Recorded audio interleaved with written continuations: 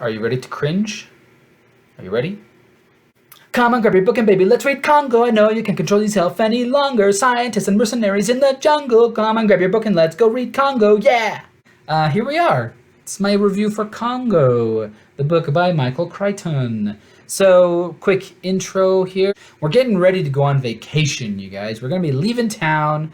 So, I'm actually recording this video early. Today is June 5th, but I'm probably going to publish this, upload it in a few weeks.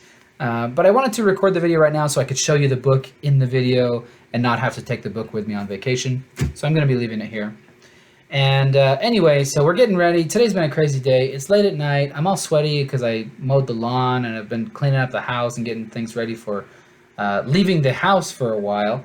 And also, doing laundry so I don't have any of my decent shirts. I only own like 10 shirts, and some of them are decent and a lot of them aren't. So anyway, that's my disclaimer.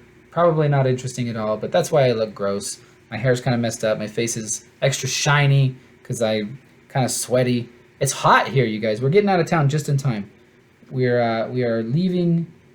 It's gonna hit over 100 degrees like the day after we leave. So anyway, let's talk about Congo. Well, actually, before we talk about Congo, let's talk about the Michael Crichton read-along. So I'm doing the Michael Crichton read-along, right? Check out the playlist above me. If you click on that card, you can see the whole list of the videos I've done. Reading Michael Crichton's books in publication order. So we started with The Andromeda Strain, we read Terminal Man, read The Great Train Robbery, Eaters of the Dead last month, and this month was Congo. So really enjoyed it. And I got this idea, I'm kind of jumped on the bandwagon from a guy. He has a booktube channel called Mike's Book Reviews. So definitely check out his channel, very good stuff there. I will put a link in the description. And also, if you click the card above me now, you'll see his playlist. He's doing what he calls the Great Michael Crichton reread, because I think he's read pretty much all of these books before. I've only ever read one of these before, which was Eaters of the Dead. So I read that again last month, but I read it years ago. So for this is a read-along for me. It's not really a reread. But anyway, that out of the way, that's what this is. We're jumping into Congo. What did I think of this book? I don't have a script or anything like that I'm following, and a lot of times I just kind of ramble in these videos, and then the next day after I record the video, I think, oh, I forgot to mention this thing, so I'm trying to remember all the stuff. It does have a slow opening, like a lot of Michael Crichton's books. After having finished this, so I finished this just today. I want to say, oh, this is the best Michael Crichton book I've read, right? But then I stop and think back, and I'm like, oh, well, Eaters of the Dead was really great. If you watch my review, I was very positive about that. The Great Train Robbery was fantastic. I was super positive about that. So I think this is about on par with those. I would say it's about even. Has a slow beginning. The ending was great. I really, really enjoyed it. So basically, right at the beginning, we have sort of it's almost like a prologue situation, right? It's this team of scientists. They're in the Congo, in the middle of Africa, and they're on this expedition. We don't really know what they're looking for, but we find out later they're looking for special diamonds that are actually not valuable as jewels because they have a blue tint to them. So they're not actually valuable to most people, but because of their unique chemical compounds or whatever that gives them this blue color, they can be used in electronics, and they're supposed to we find this out like halfway through the book, but I really don't think it's even really a spoiler. They're gonna just revolutionize the world of electronics and warfare and everything because they're just gonna be so awesome, basically. And so these people are looking for these diamonds, and then something kills them. And they're having regular transmissions between them and their sort of home base. This place called ERTS, I don't know, ERTS is what I'll call it, based in Houston, and they start transmitting this video, but then they get killed. So the people in Houston see it happen, but they don't get a good image of what did it. And the tripod falls over, and it's like the camera, right? It falls over, and they can't tell what killed these people. And it's supposed to be like an uninhabited region of the Congo. So they send another expedition, and so we follow this second expedition into the jungle. One thing that I really liked about this, and I was thinking about sort of the different aspects of Michael Crichton's writing, he's really sort of progressing as a writer. You can see it. I love reading things in publication order from authors because you get to see how they get better and better. In earlier books, we basically just followed like one plot line, right? We followed like one group of people, like in the Andromeda strain, right? It's like a group of scientists dealing with this virus, and that's basically all we see. We see a little bit of like the government outside of this isolated, I can't even remember, this like compound where they're dealing with the virus, but mostly it's just the scientists inside there dealing with the virus, right? Same with like, Eaters of the Dead. It's all written from the narrator's perspective, so you only see things through his eyes.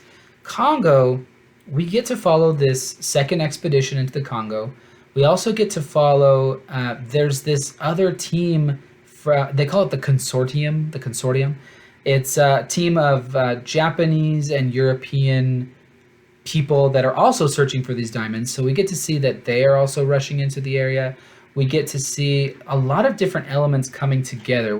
So it's not that we actually see things from the consortium's point of view. I guess I sort of mischaracterized that, but it's cool to see just different elements coming together. So the consortium, they are also rushing into the jungle to try to get a hold of these diamonds and sort of stake their claim of the territory.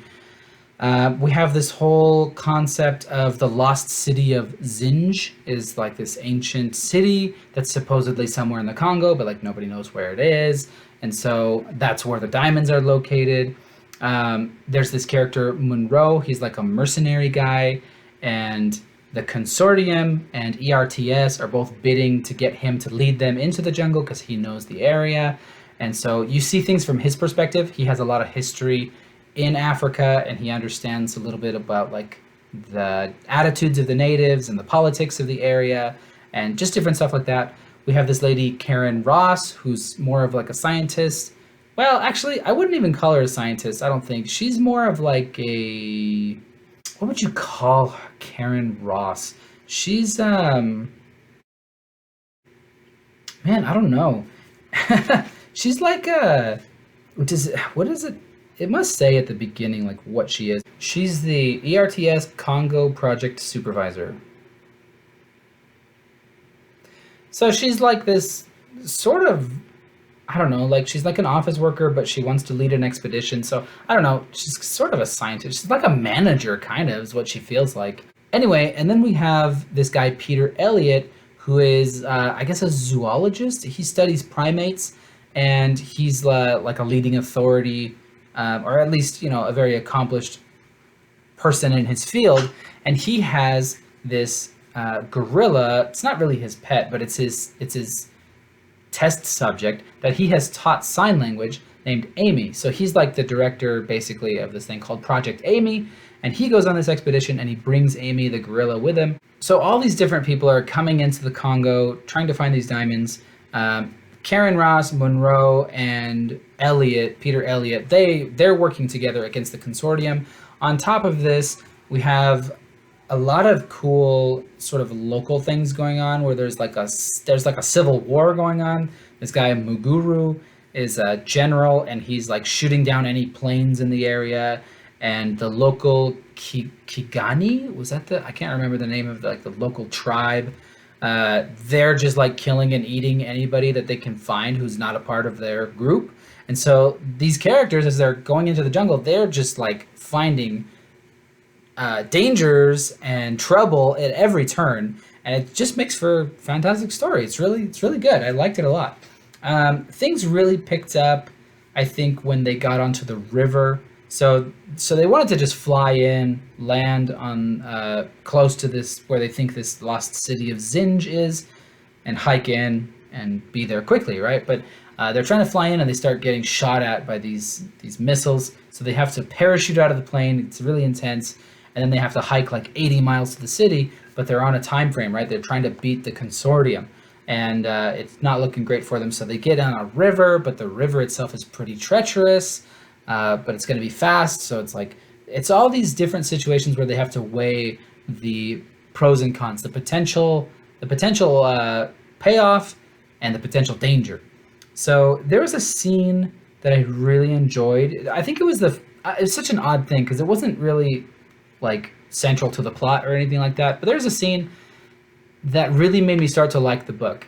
And maybe like halfway through, or maybe a third of the way through, where they are getting into the river, and Amy, gorillas, they just don't like water.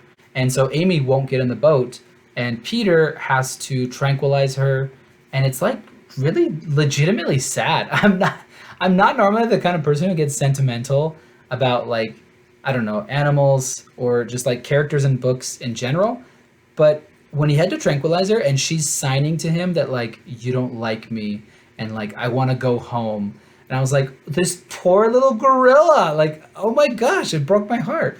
And so they got into the boats, and then soon after that, they encounter some hippos, and they can actually be super dangerous. And so they run into some hippos, and so it gets really intense on the river. So those two scenes, like back to back, really are what made me sort of invested into this book. And when we started to see the action of, like, the hippos are attacking the boats, and they're shooting like sulfuric gases at them to try to like scare them off. It really got intense, and I was like, dang, this is getting good. And then once they get into the city, I don't want to go into too much detail, but there is a big sort of mystery of the book, sort of a central mystery. It's like what killed that first expedition, and we find out what did it. And this second expedition has to try to survive, and I'll just say not everybody does survive. So I think that's basically all I wanted to say about it. I really liked the book.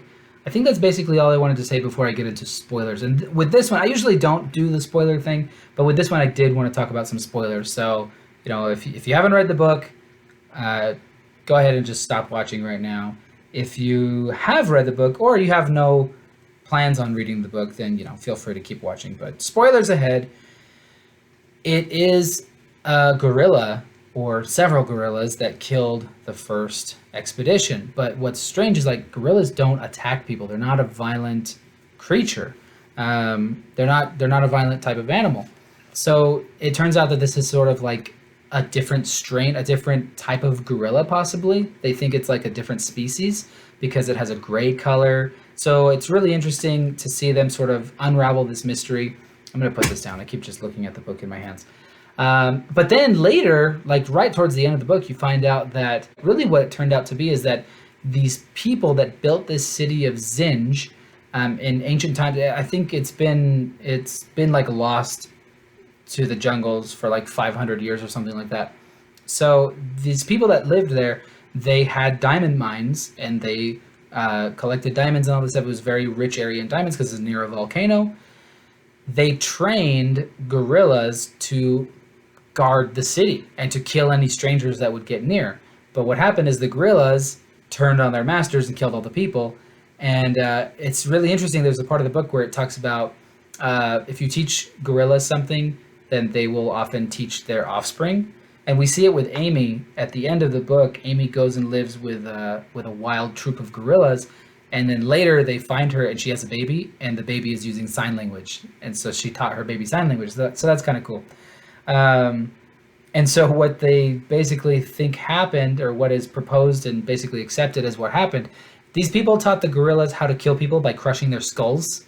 And then those gorillas taught their kids, who taught their kids, who taught their kids. And now there's like this rogue troop of gorillas in this one area of the Congo that kills any humans that come near. I think they call it Kanyamagufa? I don't know, something like that. It means the place of bones. Kanyamagufa. I don't know if I'm saying that right, but it looks like Kanyamagufa, the place of bones. So, like, yeah, the expedition gets in there, there's like all these bones. And they're like, oh my gosh, what is this? And it turns out, yeah, it's because the gorillas kill everybody who comes in the area. So, and they crush their skulls. So, yeah, where was I? So it's gorillas, and so once the expedition is in there, in the area, they start getting attacked at night. These gorillas are attacking nocturnally, and they're quickly running out of resources, including ammunition, to protect themselves.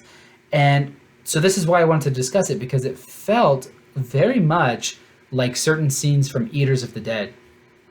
Eaters of the Dead, right, is these Viking guys, and they're sort of like in this camp, this city place, and they're being attacked at night by these strange creatures, these mist monsters that they don't even know what they are. And this felt very similar to that. And I don't know if that was intentional or accidental or anything like that. And I thought it was interesting how at the end of Eaters of the Dead, spoilers for Eaters of the Dead if you haven't watched the other video, so watch out. I don't know, spoilers coming up in 3, 2, 1. They sort of hypothesize in Eaters of the Dead that the mist monsters, the Wendels, are actually like Neanderthals. So they're almost like a missing link that people thought were dead. Not necessarily a missing link, but you know, they're a humanoid type creature that was thought to not exist. And in this story, it's sort of similar. They're not really sure what these gorillas are because they're not really gorillas. And there's even parts where Peter Elliott, the zoologist guy, he measures one of their skulls where a gorilla has like sort of a pointy head. There's a bone at the top, and it's one of the things that makes gorillas unique among primates. And these killer gray gorillas don't have that. And so, yeah, I don't know. It's sort of odd. I guess that was never really super explained now that I think of it. It's like, were they regular gorillas that were trained, or were they actually a different species? I don't know. Either way, fantastic book. I really liked it. And you know what? This is one that I'm happy to have in my collection. I found this and I bought it, and I'm glad that I did because, you know, it's a lot of cool action. It's interesting, but there's really very little swearing. I mean, hardly any at all. This is the kind of story that like I wouldn't mind sharing with my kids, even kind of young kids. You know, there's a little bit of violence and stuff, but whatever. Anyway, just bottom line, I'm glad that I have this in my collection. I think it's the kind of story that I would like to share with my kids one day, and just really good. So, you know, unlike some of his earlier books that I thought were like good, but they had certain problematic things, I don't know. Again, like I said in my other videos, I'm just a big prude, and so I freaking like this book. So let me know in the comments, did you like Congo? Have you read it? Have you seen the movie? I never saw the movie. I saw the very beginning when I was little, and it was scary, and I was like, whoa, what is this? You see a guy get his like, head squished and his eyeball pops out or something like that.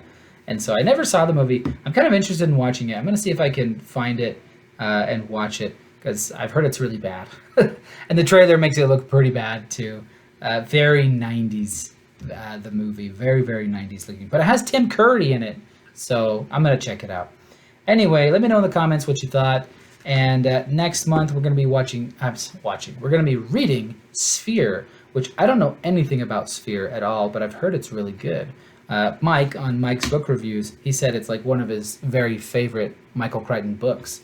So I'm looking forward to checking that out. So anyway, check it out. Yeah, I don't know how to end this video. Bye!